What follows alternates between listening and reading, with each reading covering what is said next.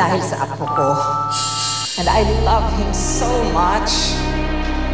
Noong ka ako makikisama dyan sa mga patay-gutom na yan. Pero dahil mahal na mahal ko yung apo ko, sige na nga. May pagkastika na ako, titiisin ko na lahat to. Alang-alang din sa'yo, anak.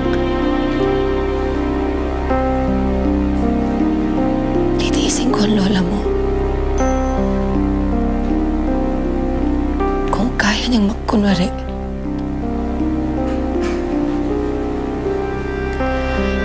Yun na lang din ang gagawin ko.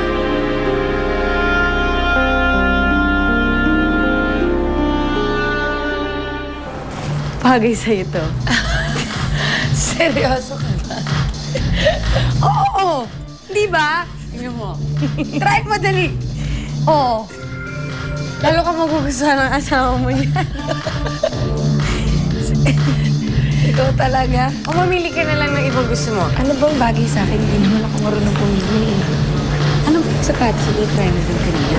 Ano yung kulay ko? Pero ito bagay talaga sa ito. Lalo kang mamahalin ni Kevin. Diba? Total. Sa totoo lang, nararamdaman ko yun. Oh, sa kulay pa lang. Oh, Stella. Patricia. Hey.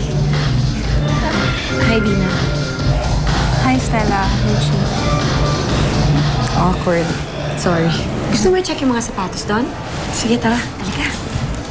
You guys wanna have coffee or something today? Sure. Tara. Tara. Let's go. Tara, I know this place. Malapit lang. Let's go. Masarap pa yung ensaymada doon. Ito, gusto mo? May pili ba kayo?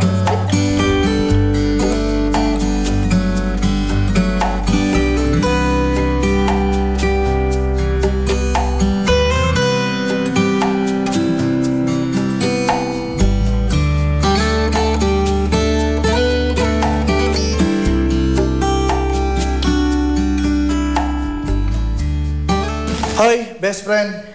Nakipagkaibigan ka daw doon kala Dina. Oo, bakit naman hindi? Naramdaman ko naman na sincere yung pakikipagbati niya sa akin eh. Alam mo, ang mga ahas, kahit magpalit pa ng balat yan, ahas pa rin yan. Bes, ano ba? G, ang mga tao nagbabago naman. Ma'am May, hindi itong mga mata pobre na to. Alam mo ba, paano sila pinanganak? Nakatas ang ilong. Ano ganito? Diba? Ay, naku. Ba? Edgy. Si Dina, masaya siya. May boyfriend na siya ngayon. Kaya, hindi na niya pagkakainteresan si Kevin. Ang saya nga namin kanina nung nag-uusap kami. At ang ikinatutuwa ko pa ay yung nagkaayos-ayos na sila nila Lucci. Dati kasi magkakalapit talaga yung mga yan sa isa't isa. Pero dahil dun sa nangyari, nagkasiraan sila. Pero ngayon, nakakatuwa kasi maayos na ulit yung barkada nila. Tsaka Nay, sabi pa nga ni Dina, kabarkada na daw nila ako eh. Ganon. Diyos ko ka, naniwala ka naman. Na-plastic ka lang ng mga yun, no? Tantanan mo ko. Alam mo, ikaw napaka-nega mo.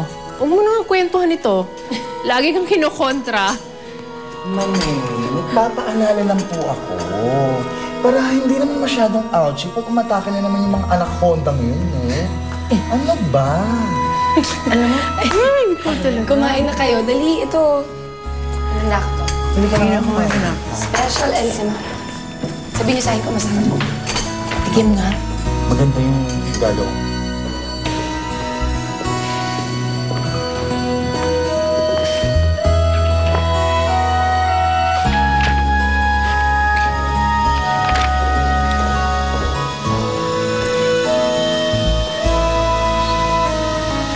Hi, Kevin. Dina?